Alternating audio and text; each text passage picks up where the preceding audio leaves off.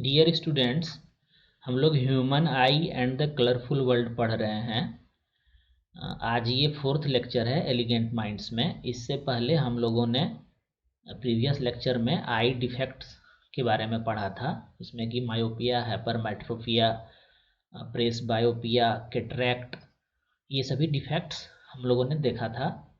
आज उससे related exercise है, उसको हम लोग करेंगे।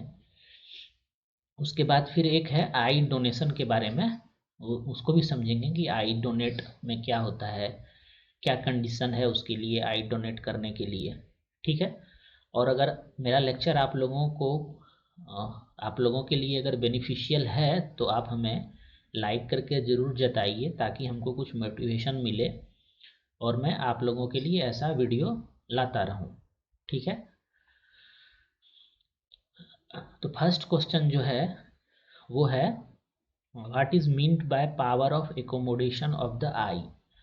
ये मैंने आपको बोला था कि बहुत ही इम्पोर्टेंट है एकोमोडेशन, और एकोमोडेशन समझाया भी था क्या होता है ability of eye lens to adjust its focal length. यही था ना accommodation, power of accommodation of the eye. ठीक है, तो ये आप अच्छे से जानते होंगे, ये इंपॉर्टेंट है, फिर से मैं बोल रहा हूँ। जो आई लेंस का फोकल लेंथ एडजस्टेबल होता है सिलियरी मसल्स के हेल्प से। ह्यूमन आई में जो लेंस है वो अपना फोकल लेंथ चेंज करता है। जब हम किसी डिस्टेंट ऑब्जेक्ट को देखते हैं उस केस में सिलियरी मसल्स क्या करता है, आई लेंस का जो फोकल लेंथ है उसको इंक्रीज कर देता है, ताकि जो डिस्टेंट ऑब्जेक्ट है उसका इमेज हमारे रेटिना पे फॉर्म हो। ठीक है। और वहीं नियर बाय ऑब्जेक्ट जब हमारा आई देख रहा होता है उस केस में कॉन्ट्रैक्शन होता है सिलियरी मसल्स में, और आई लेंस का फोकल लेंथ डिक्रीज हो जाता है, और जो ऑब्जेक्ट है नियर बाय ऑब्जेक्ट उसका इमेज रेटिना पे फॉर्म होता है। और ये जो एडजस्टेबल है फोकल लेंथ आई लेंस का, उसी को हम लोग एकोमोडेशन बोलते हैं। ये क्लियर है। उसके बाद सेकंड क्वेश्चन है, a person with a myopic eye can not see objects beyond 1.2 metre distinctly. Distinctly कहने का मतलब है क्लियरली भी आप इसको समझ सकते हैं। एक पर्सन है जिसके आई में मायोपिया डिफेक्ट है, और वह 1.2 मीटर डिस्टेंस पे कोई ऑब्जेक्ट रखा हुआ है, उसको वो क्लियरली नहीं देख पा रहा है। What should be the type of corrective lens use to restore proper vision. ठीक है, तो आप इसका आंसर पहले देने का कोशिश करिए कि मायोपिया में हम लोग कौन सा लेंस यूज करते थे। मायोपिया में हम लोग कौन सा लेंस यूज करते थे, कॉनकेव या कॉन्वेक्स। मायोपिया के केस में क्या होता था कि हमारा, जैसे ये आई है, बनाने का प्रयास कर रहे हैं, जैसे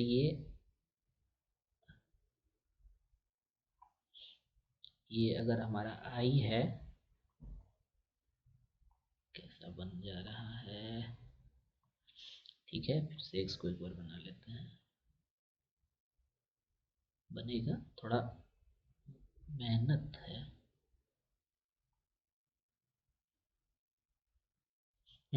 लगभग बन चुका है, ये आई है हमारा। तो मायोपिया के केस में क्या होता था कि जो ऑब्जेक्ट का शॉर्ट साइटेडनेस बोलते हैं ना मायोपिया को, तो नियर ऑब्जेक्ट को ये पर्सन क्लियरली देख सकता है, लेकिन जैसे ये 1.2 मीटर डिस्टेंस पे है तो इसको ये अच्छे से नहीं देख पा रहा है। अगर 30 सेंटीमीटर पे या फिर 40 सेंटीमीटर पे ऐसा कुछ होता तो वो देख लेता, लेकिन 1.2 मीटर डिस्टेंस पे है ऑब्जेक्ट और इसको ये पर्सन क्लियरली नहीं देख पा रहा है। इसका मतलब क्या है कि जैसे मान लेते हैं ये ऑब्जेक्ट है यहाँ पे, ठीक है, ये ऑब्जेक्ट है और इसका डिस्टेंस कितना है,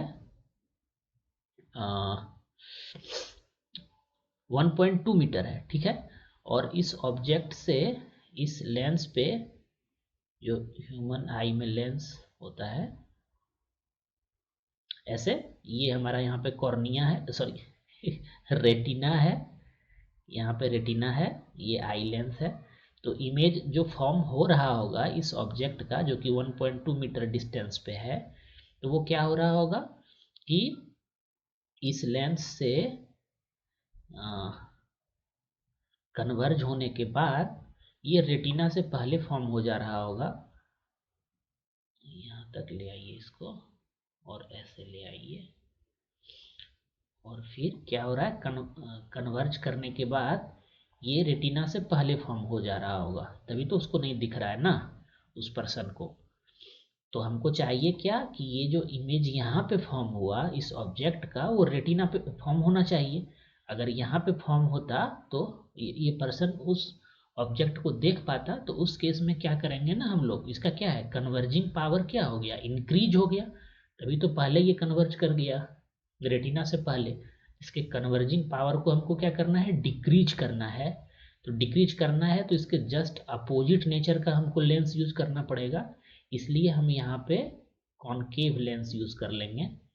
इस टाइप का एक सुटेबल पावर का कॉनकेव लेंस यूज कर लेंगे। ये क्या कर देगा, इस रे को डाइवर्ज कर देगा और इसका जो पावर है उसको डिक्रीज, कन्वर्जिंग पावर को डिक्रीज कर देगा, और जो इसका रिजल्टेंट पावर होगा वो पहले से कम आएगा। ठीक है, तो पहले से कम आएगा तो अब क्या होगा कि ये इमेज जो रेटिना से पहले फॉर्म हो रहा था अब रेटिना पे फॉर्म हो जाएगा, क्योंकि इस आई के जस्ट सामने हम एक अपोजिट नेचर का लेंस यूज कर रहे हैं। तो इसका आंसर क्या हो जाएगा, आपसे यही पूछा है ना कि किस टाइप का लेंस का जरूरत पड़ेगा, टाइप ऑफ करेक्टिव लेंस आपसे पूछा है। तो मायोपिया के लिए हम लोग कनकेव लेंस यूज करते हैं,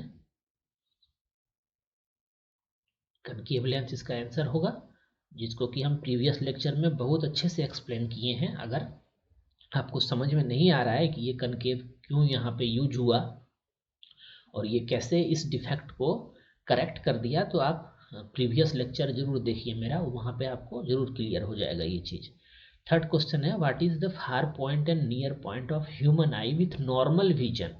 नॉर्मल विजन के लिए पूछ रहा है। अगर डिफेक्ट है कुछ विजन में या आई में तब फिर ये चेंज हो जाता है फार पॉइंट और नियर पॉइंट। लेकिन अगर नॉर्मल आई है या नॉर्मल विजन है तो नियर पॉइंट क्या हुआ करता है, 25 सेंटीमीटर। ये डाटा भी हम आपको बोले थे कि इसको आप याद रखिएगा, ये बहुत ही इंपॉर्टेंट डाटा है और ये पूछा जाता है एग्जाम में। तो नॉर्मल आई के लिए नियर पॉइंट 25 सेंटीमीटर होता है और नॉर्मल आई के लिए फार पॉइंट जो होता है वो इन्फिनिटी होता है। ठीक है, ये डाटा फिर से आपके लिए रिवीजन हो गया, ये आप जरूर इसको याद रखिएगा। नेक्स्ट क्वेश्चन है, a student has difficulty reading the black board while sitting in the last row. अच्छा, ये स्टूडेंट जो है लास्ट रो में बैठा हुआ है और ब्लैक बोर्ड पे कुछ लिखा हुआ है जिसको कि ये स्टूडेंट क्लियरली नहीं देख पा रहा है। ठीक है, फिर आपसे पूछा जा रहा है कि what could be the defect the child is suffering from. इस चाइल्ड में जो कि लास्ट रो में बैठा हुआ है क्लास में और उसको ब्लैक बोर्ड अच्छे से नहीं दिख रहा है, उस चाइल्ड के आई में कौन सा डिफेक्ट हो सकता है और इस डिफेक्ट को कैसे करेक्ट किया जा सकता है। तो देखिए, ब्लैक बोर्ड और लास्ट रो, इसका कहने का मतलब है कि ये लॉन्ग डिस्टेंस वाले ऑब्जेक्ट को नहीं देख पा रहा है अच्छे से। लॉन्ग डिस्टेंस या डिस्टेंट ऑब्जेक्ट ऐसे बोल सकते हैं, या सिंपली आप लॉन्ग डिस्टेंस पे अगर कोई ऑब्जेक्ट है तो ये पर्सन, ये चाइल्ड उसको नहीं देख पा रहा है क्योंकि ये लास्ट रो में बैठा हुआ है। इसका हिंट करने का मतलब यही है। तो लॉन्ग डिस्टेंस को नहीं देख पा रहा है लेकिन शॉर्ट डिस्टेंस को ये देख रहा है। ठीक है, शॉर्ट डिस्टेंस पे या नियर बाय जो ऑब्जेक्ट है उसको ये चाइल्ड देख सकता है। तो ये किस टाइप का डिफेक्ट है, शॉर्ट साइटेडनेस है। शॉर्ट डिस्टेंस पे जो ऑब्जेक्ट है या नियर बाय जो ऑब्जेक्ट है उसको ये अगर ये चाइल्ड देख पा रहा है और ब्लैक बोर्ड को नहीं देख पा रहा है जो कि लॉन्ग डिस्टेंस पे है, तो इसको शॉर्ट साइटेडनेस डिफेक्ट है। अब शॉर्ट साइटेडनेस डिफेक्ट को ही मायोपिया बोलते हैं हम लोग, मायोपिया। तो इसका आंसर क्या हो जाएगा, मायोपिया हो जाना चाहिए। ठीक है, अब मायोपिया को हम लोग करेक्ट करने के लिए कौन सा लेंस यूज करते हैं, क्वेश्चन नंबर 2 में भी यही चीज देखे हैं हम लोग। मायोपिया को करेक्ट करने के लिए कनकेव लेंस का यूज होता है। तो इस केस में भी अगर ये चाइल्ड कनकेव लेंस का यूज करे तो उसको ब्लैक बोर्ड पे जो लिखा हुआ है वो क्लियरली दिखने लगेगा। लेकिन एक सूटेबल पावर का होना चाहिए। पहले हमको मेजर करना पड़ेगा कि जो उसके आई में इमेज बन रहा है, उसके आई का लेंस का जिस डिफेक्ट की वजह से इमेज रेटिना से पहले बन जा रहा है, तो उसके लिए हमको ये करना होगा, मेजरमेंट करना होगा, कैलकुलेट करना पड़ेगा कि किस पावर का लेंस, किस पावर का कनकेव लेंस इस चाइल्ड को दिया जाए कि ये डिस्टेंस वाले ऑब्जेक्ट को आसानी से देख सकता है। क्लियर है? ये एक्सरसाइज छोटा सा था, ये कंप्लीट हो चुका है। अब एक और टॉपिक बचा हुआ है, आई डोनेशन। आई डोनेशन आप लोगों ने जरूर सुना होगा ये आई डोनेट करने का बात, कि देखिए आई में अगर कुछ डिफेक्ट रहता है, कुछ जैसे हम लोगों ने जो वो डिफेक्ट्स ऑफ विजन पढ़ा है उसको तो हम लोग ग्लास का यूज करके, ग्लास नहीं, लेंस का यूज करके, या ग्लास भी बोल सकते हैं उसको, लेंस का यूज करके करेक्ट किया जा सकता है। लेकिन किसी पर्सन का अगर कॉर्नियर ब्लाइंडनेस हो किसी पर्सन को, कि उसको दिख ही नहीं रहा है कुछ, तब तो हम कितना भी उसमें लेंस लगा लें या कुछ कर लें उस पर्सन को नहीं दिखेगा। और ऐसा आप जरूर देखे होंगे, कुछ ऐसे पर्सन्स होते हैं जिनको कि दिखाई नहीं देता, बिल्कुल दिखाई नहीं देता, क्योंकि उनका कॉर्निया ही नहीं रहता है उनकी आँख में, या फिर किसी कारण से वो मतलब कुछ एक्सीडेंट या और भी कुछ इस प्रॉब्लम से वो किसी भी चीज़ को नहीं देख पाते हैं। और इस तरह का जो ये इशू है इसको कॉर्नियल ब्लाइंडनेस बोलते हैं हम लोग। कॉर्नियल, कॉर्नियल कहाँ से आया है? कॉर्निया से आया है। कॉर्निया आप समझ रहे होंगे क्या चीज़ होता है। तो जो आई डोनेट करने का बात होता है ना, अगर डिफेक्ट्स इन विजन है तब तो उसको हम लोग ग्लास का यूज करके या सूटेबल स्फेरिकल लेंस का यूज करके हम लोग करेक्ट कर सकते हैं। लेकिन अगर कॉर्नियल ब्लाइंडनेस है किसी पर्सन को, तो उस केस में कॉर्नियल कॉर्नियल ट्रांसप्लांटेशन ही एक सॉल्यूशन है। और ऐसा अभी तक तो संभव नहीं हो पाया है कि कॉर्निया को साइंटिस्ट डेवलप कर पाए। तो यहाँ पे हमको डोनेशन ही करना पड़ता है। मतलब अगर किसी पर्सन को कॉर्नियर ब्लाइंडनेस है तो फिर अगर कोई दूसरा पर्सन उसको अपना आई डोनेट कर दे तो फिर उसको ट्रांसप्लांट करके उस पर्सन का विजन रिस्टोर किया जा सकता है। ठीक है? और ऐसा केस बहुत ही है, बहुत केस है। आप सोच के देख सकते हैं कि उनको कैसा लगता होगा जो किसी भी चीज़ को नहीं देख पाते हैं। तो इसका सॉल्यूशन यही है, ट्रांसप्लांटेशन ही है। और ट्रांसप्लांटेशन के लिए हमको जब तक कोई डोनेट नहीं करेगा आई तब तक ट्रांसप्लांटेशन हो नहीं सकता है। इसलिए ये जो डोनेशन है इसको इनकरेज करना चाहिए। और डोनेशन कब करना है? जैसे मान लेते हैं कि किसी पर अगर आप डोनेट कर देते, जैसे हम ही डोनेट कर देते हैं अपना आई, तो या कोई भी पर्सन जब डोनेट करता है अपने आई को, तो उनके डेथ के बाद उस कॉर्निया को निकाल लिया जाता है और उसको जिस पर्सन को ये कॉर्नियल ब्लाइंडनेस है उसमें ट्रांसप्लांट करके लगा दिया जाता है। और फिर वो जैसे हम लोग देख पाते हैं वैसे वो देख सकते हैं। ठीक है? लेकिन कुछ केस है जहाँ पर कि ये प्लांटेशन नहीं किया जा सकता है या डोनेशन नहीं किया जा सकता है, वो भी हम लोग समझेंगे। जैसे किसी पर्सन को कोई पर्सन स्पेक्टेकल्स यूज़ करता है जिसको डिफेक्ट ऑफ विजन है, तो वो अपना डोनेट कर सकता है आई। ठीक है? या फिर किसी को कैटरैक्ट है, कैटरैक्ट हम लोग समझे थे क्या होता है, एक थिन मेम्ब्रेन आके जम जाता है, मिल्की क्लाउडी मेम्ब्रेन एज के साथ जम जाता है लेंस पे, और उसके वजह से वो पर्सन नहीं देख पाता है। डॉक्टर उसको सर्जरी करके रिमूव कर देने से फिर से उसका विजन रिस्टोर हो जाता है। ओल्ड एज में जो पर्सन है उसको कैटरैक्ट बोलते थे हम, समझे थे हम लोग। तो अगर किसी पर्सन को कैटरैक्ट है या वो स्फेरिकल ग्लास का यूज कर रहा है तो वो अपना आई डोनेट कर सकता है। ठीक है? अच्छा, किसी पर्सन को अगर डायबिटीज़ है या डायबिटिक कोई पर्सन है या हाइपरटेंशन है, अस्थमा है, इन सभी केस में एक पर्सन चाहे तो अपना आई डोनेट कर सकता है। ठीक है?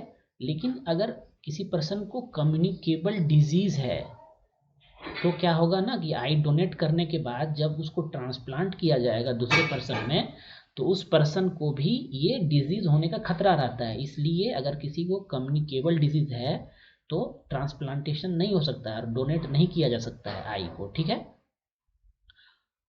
अच्छा, ये जो रिमूवल है आई का, जैसे मान लेते हैं किसी पर्सन ने अपना आई डोनेट कर दिया, तो उसके डेथ के बाद 4 to 6 आवर के अंदर इसको आई को मतलब क्या उस पर्सन से निकाल करके उसको क्या मतलब सेफली उसको रखने पर ही ये काम करेगा, नहीं तो अगर बहुत समय हो जाए तो फिर वो आई किसी काम का नहीं रहेगा, ठीक है।